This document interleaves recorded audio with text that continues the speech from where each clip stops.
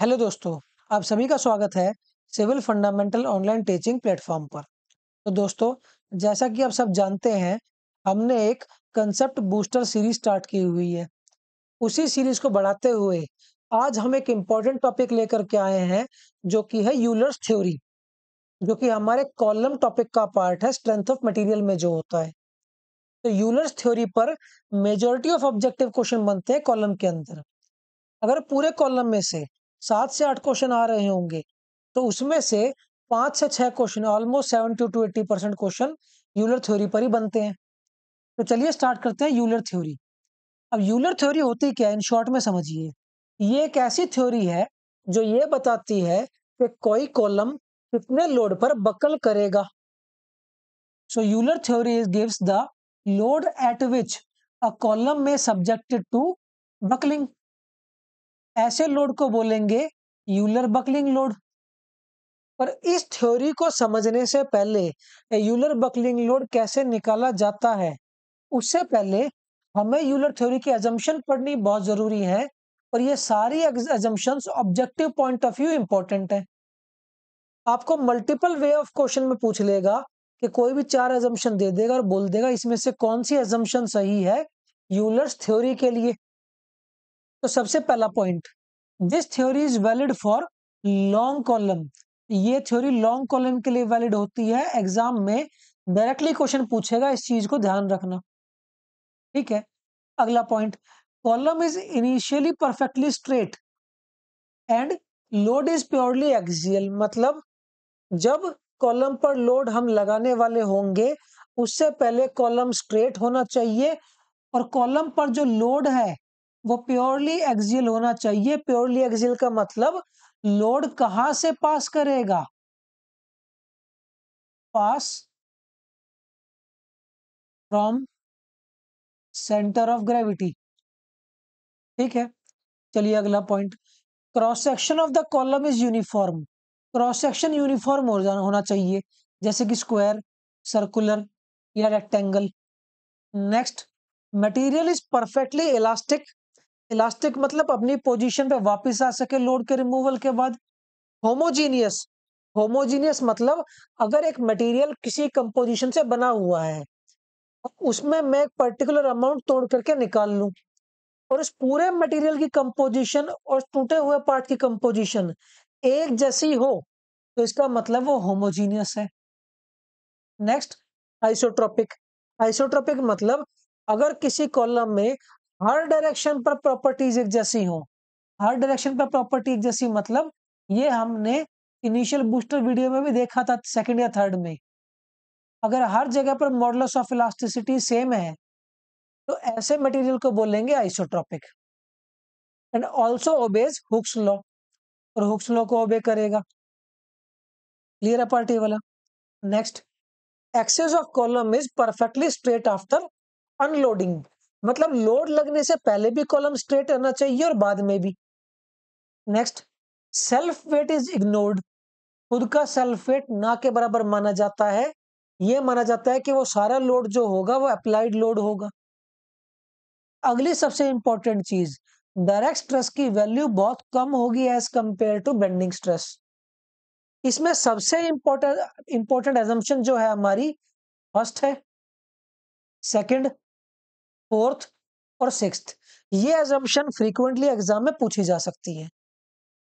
Clear है कि Euler theory long column के लिए वैलिड होती है, शॉर्ट कॉलम के लिए सेल्फ वेट इग्नोर करते हैं या लेते हैं। क्लियर है पार्टी वाला? अब इस यूलर थ्योरी ने एक लोड भी दे रखा है, जिसे बोलते हैं यूलर बकलिंग लोड। अब यूलर बकलिंग लोड होता क्या है, ध्यान से समझना। एक ऑब्जेक्टिव तो क्वेश्चन बनता है डेफिनेशन एजम्पशंस पर। अब हम बात करेंगे दूसरे ऑब्जेक्टिव की। दूसरा ऑब्जेक्टिव कहता है कि यूलर बकलिंग लोड होता है कि एक ऐसा मिनिमम लोड जिस पर कोई कॉलम बक्कल करता हो। देखो, मैक्सिमम लिमिट तो कुछ भी हो सकती है। अगर एक कॉलम 10 किलो पर बक्कल करता है, तो 100 किलो पर तो कर ही लेगा। तो यूलर्स बकलिंग लोड का मतलब एक ऐसा मिनिमम लोड जिस पर कोई कॉलम बक्कल करता है। ये सबसे पहला ऑब्जेक्टिव है जो पूछा जाता है। ठीक है, तो ये सेकंड ऑब्जेक्टिव हो गया। अब इसे मैथमेटिकली कैसे डिनोट करा जाता है? मैथमेटिकली इसे लिखा जाता है पाई square E I minimum by L effective का स्क्वायर। अब पाई तो पाई ही है, ई यंग्स मॉडुलस ऑफ इलास्टिसिटी है, आई है मोमेंट ऑफ इनर्शिया, और एल इफेक्टिव होता है इफेक्टिव लेंथ। ये पार्ट क्लियर है? चलिए, अब इफेक्टिव लेंथ क्या होती है और आई मिनिमम क्या होता है वो ध्यान से देखते हैं। सबसे पहले तो बात करते हैं, ये वो मिनिमम लोड होता है जिस पर कोई कॉलम बकल करता है। समझ गए? Next point, Euler's buckling load होता है पाई square E I by L effective का स्क्वायर। अब एल इफेक्टिव किस चीज पर डिपेंड करता है वो ध्यान से सुनो। उससे पहले तो ये पता होना चाहिए कि एल इफेक्टिव होता क्या है। इफेक्टिव लेंथ, ध्यान से समझना, बहुत इंपॉर्टेंट पार्ट है ये। मैं कुछ केसेस लेता हूं, मान के चलता हूं पहला ये फिक्स है और दूसरा केस मैंने बना दिया इस तरह से हिंज का। ठीक है, first case and second case. अब पहले केस में बताओ, अगर लोड लग रहा होगा तो क्या फिक्स सपोर्ट बकल कर जाएंगे क्या? नहीं सर, बकलिंग कुछ दूरी पर स्टार्ट होगी। ठीक है, अब जितनी लेंथ पर बकल हो उसे ही बोला जाता है एल इफेक्टिव। ठीक है, तो ये वो देखो, अगर 1 डैश पर और 2 डैश पर सपोर्ट कम हुआ होगा अभी तो यहां से बकलिंग शुरू हुई होगी ना। अगर ये सपोर्ट उतना ही रहता जितना फिक्स एंड पर है तो 1 डैश और 2 डैश से बकलिंग स्टार्ट नहीं होती। तो इसका मतलब 1 डैश और 2 डैश के बीच में जो लेंथ है वो अनसपोर्टेड लेंथ है, क्योंकि वहां पर उतना सपोर्ट नहीं है जितना फिक्स एंड पर है। इसीलिए इफेक्टिव लेंथ को बोला जाता है it is the unsupported length over which column is subjected to buckling. जिस लेंथ पर किसी कॉलम में बकलिंग होती है उसे बोलते हैं इफेक्टिव लेंथ। तो अगर मैं सेकंड केस में देखूं तो हिंज तो पूरा रोटेट कर जाएगा बट फिक्स एंड रोटेट नहीं करता। तो इस सिचुएशन में एल इफेक्टिव मेरी ये हो जाएगी। समझ में आ गया? तो इसका मतलब एक चीज ध्यान से समझो, ये बताओ कि जो एल इफेक्टिव है ये किस चीज पर डिपेंड करी? ये तो इस चीज पर डिपेंड करा ना कि सपोर्ट किस तरह के हैं। हिंज होगा तो शुरू से ही बकलिंग हो जाएगी, फिक्स होगा तो बीच में से कहीं बकलिंग होगी। तो जो इफेक्टिव लेंथ है वो इस चीज पर निर्भर करती है कि हमारी एंड कंडीशंस क्या है। ऑब्जेक्टिव क्लियर है? दूसरा, अनसपोर्टेड लेंथ को बोला जाता है इफेक्टिव लेंथ जिस पर कोई कॉलम बकल करता है। ये वाला पार्ट भी क्लियर है? तो एक ऑब्जेक्टिव तो पूछा गया था इसकी डेफिनेशन पर कि बकलिंग लोड है क्या, और दो ऑब्जेक्टिव क्वेश्चन पूछे जाते हैं इस चीज पर कि जो इफेक्टिव लेंथ है ये किस चीज पर डिपेंड करती है, या अनसपोर्टेड लेंथ को क्या बोला जाता है। समझ गए इस पार्ट को? तो यहां से तीन ऑब्जेक्टिव इसकी डेफिनेशन पर हमने देखे। क्लियर है? अब बात करते हैं एक बार मोमेंट ऑफ इनर्शिया की। छोटे से पॉइंट में समझाता हूं।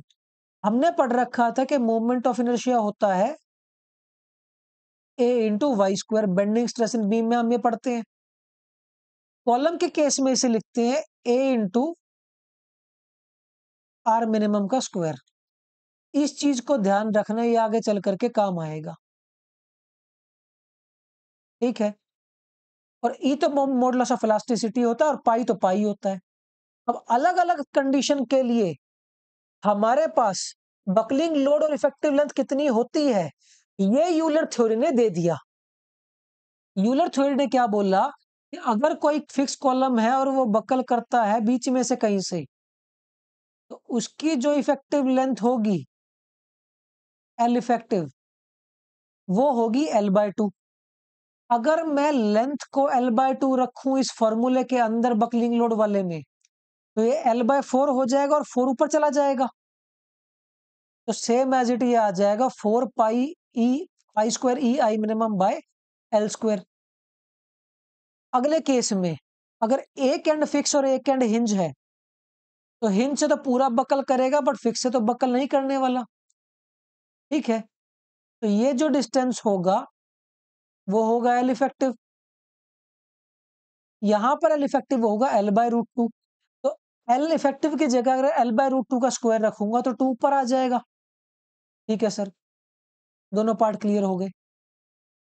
अब अगर दोनों एंड हिंज हो तो यूलर थ्योरी कहती है जो इफेक्टिव लेंथ होगी वो एल ही रह जाएगी। तो यूलर बकलिंग लोड क्या हो जाएगा, पाई square E I minimum by L square. अगर एक एंड फिक्स है या हिंज है, दोनों ही सिचुएशन में ये पूरा का पूरा रोटेट कर जाता है इस तरह से। तो जो एल इफेक्टिव होती है इस केस के अंदर वो हो जाती है 2L। तो pi square E I minimum by 4L square हो जाएगा क्योंकि नीचे एल स्क्वायर होता है। अब ध्यान से समझो, या तो ऑब्जेक्टिव क्वेश्चन पूछेगा इस चीज पर कि इफेक्टिव लेंथ किसकी कितनी है,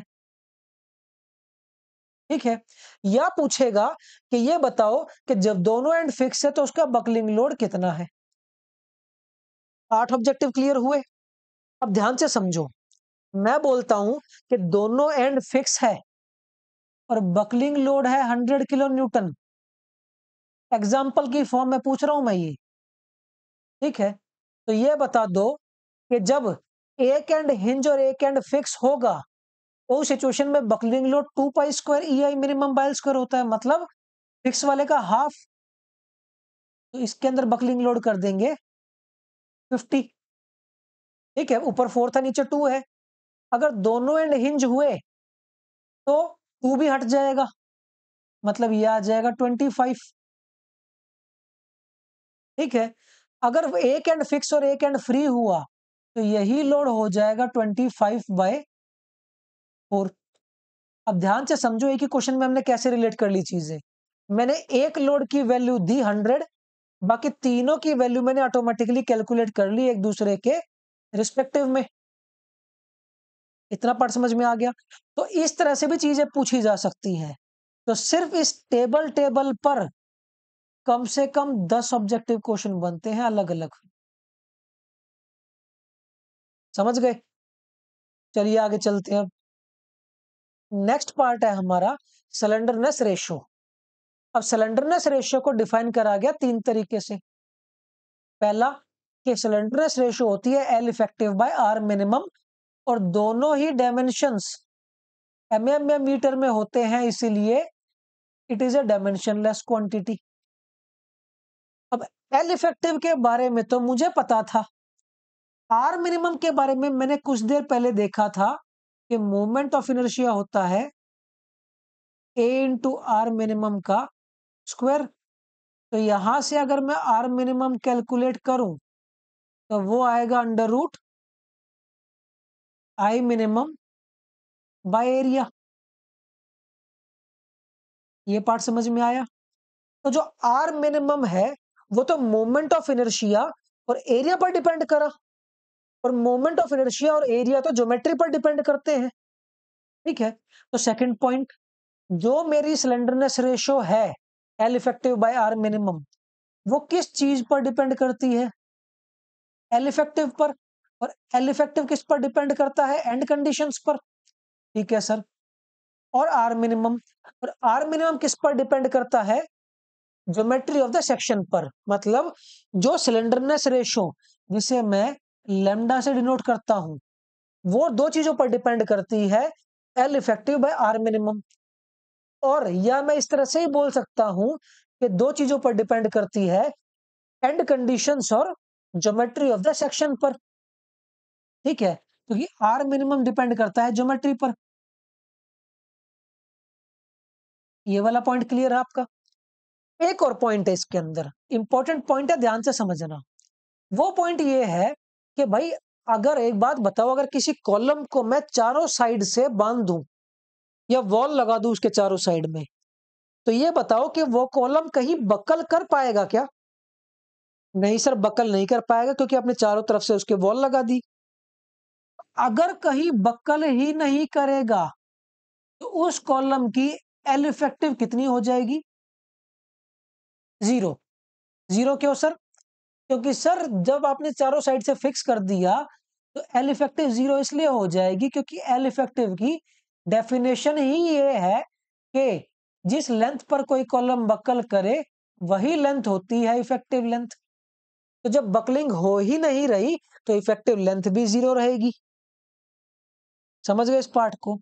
तो इस पार्ट पर 4 ऑब्जेक्टिव क्वेश्चन पूछे जाते हैं। एक तो डेफिनेशन वाइज, डायमेंशन क्या है इसकी, अगर किसी कॉलम को चारों साइड से रिजिडली हेल्ड कर दिया तो उसकी लैम्डा की वैल्यू क्या होगी, या एल इफेक्टिव की वैल्यू क्या होगी, या ये कि जो सिलेंडरनेस रेशियो है वो किस चीज पर डिपेंड करता है, एंड कंडीशंस और geometry of the section. Clear है पार्टी वाला? चलिए अपने फाइनल पार्ट पर। अब हमने, मैं सिर्फ एक ब्रीफ में चीज बता रहा हूं कि हमने बकलिंग लोड को लिखा था पाई square E I minimum by L effective का स्क्वायर। ठीक है, इसे मैं ये भी लिख सकता हूं पाई square E into A R minimum का स्क्वायर बाय एल इफेक्टिव का स्क्वायर, मोमेंट ऑफ इनर्शिया होता है। इसे मैं लिख सकता हूं पाई square E into area divided by, अगर मैं आर मिनिमम को नीचे लेकर के आऊं तो क्या ये लैम्डा स्क्वायर हो जाएगा क्या? बिल्कुल सर, ये वैल्यू है पी की। तो अगर मैं पी बाय ए कर दूं तो यहां से जो मेरा स्ट्रेस आएगा उसे बोलते हैं यूलर बकलिंग स्ट्रेस, और वो होता है पाई square E by lambda square. वही हमने यहां पर लिख रखा है। तो आपसे फॉर्मूला वाइज पूछेगा कि भाई ये बता दो यूलर बकलिंग स्ट्रेस जो है वो कितना होता है, और 4 अलग अलग तरह के आपको फॉर्मूले दे देंगे। या अब ये पूछेगा कि यूलर बकलिंग स्ट्रेस किस चीज पर डिपेंड करता है। अब किस चीज पर करता है वो सबसे ध्यान से समझो। एल इफेक्टिव, आई मिनिमम और ई, इन 3 चीजों पर बकलिंग लोड डिपेंड करता है। सबसे पहले बात करते हैं एल इफेक्टिव की। एल इफेक्टिव डिपेंड करती है एंड कंडीशंस पर। ई मॉडुलस ऑफ इलास्टिसिटी, ये अलग अलग मटेरियल का अलग अलग होता है तो टाइप ऑफ मटेरियल पर डिपेंड करता है। I minimum moment of inertia geometry of the section पर डिपेंड करता है। तो यहां पर 3 चीजों पर डिपेंड करता है यूलर बकलिंग स्ट्रेस। अब पूछा क्या है वो ध्यान से समझना। उसने सिलेंडरनेस रेशियो पूछी थी या यूलर बकलिंग स्ट्रेस? अगर सिलेंडरनेस रेशियो पूछता तो मैं बोलता एंड कंडीशन और ज्योमेट्री ऑफ द सेक्शन।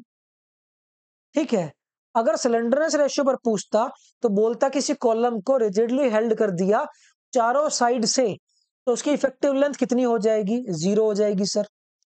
और सिलेंडरनेस रेशियो सर वो भी 0 हो जाएगी। क्लियर है?